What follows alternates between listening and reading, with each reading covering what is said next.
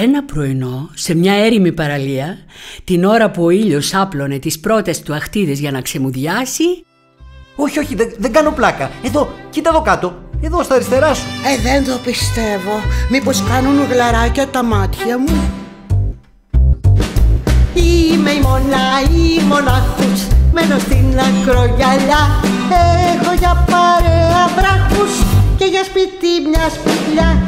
Τσίκι τσίκι μπουμ μπουμ, τσίκι τσίκι μπαμ μπαμ, τσίκι τσίκι τσίκι μπουμ, τσίκι τσίκι μπουμ. Καταλάβατε τώρα γιατί με φωνάζουν μονάχους? Γιατί οι άνθρωποι, αλλά και οι γλάροι, δεν με συναντούν συχνά και όταν με βλέπουν δεν πιστεύουν στα μάτια τους. Κι εσύ που τώρα ήρθες στο όμορφο νησί, αξίζει να γνωρίσεις κάθε του σπιθαμή. Έλα καλή μας φίλη, μοναχού στο όνομα σου, εδώ να στήσεις μια φωλιά. Ωραία! Να χτενιστώ λίγο και να ρίξω μια ματιά στον καθρέφτη της θάλασσας, μιας και έχει τόσο ωραία λιακάδα. Είμαι όμορφη? Σαν φώκια. Αληθινή φώκια. Οι γλάροι ενθουσιάστηκαν. Καλύτερους οικοδεσπότες δεν θα μπορούσε να βρει. Του ζήτησε λοιπόν μια χάρη. Ήθελε να γνωρίσει τους κατοίκους του νησιού.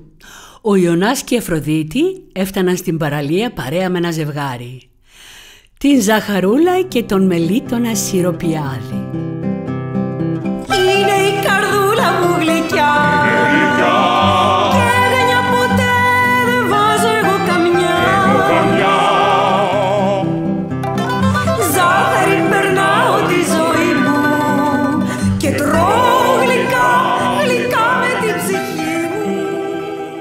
Κατάλαβα, κύριε Άρη. Η φώκια θα κάνει ζημιά στο ξενοδοχείο σας και ακυρώνει το χτίσιμο των μπαγκαλόους που θα φτιάχνατε στη διπλανή παραλία. Ναι, και πρέπει να την ξεπαστρέψουμε. Σωστά.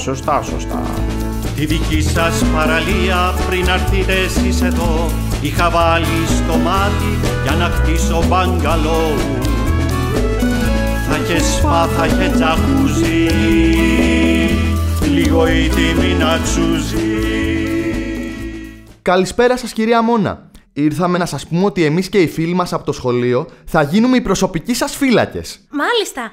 Ειδοποιήσαμε και την καθηγήτριά μας, την κυρία Ναυσικά, να έρθει εδώ με τα παιδιά να σας γνωρίσουν.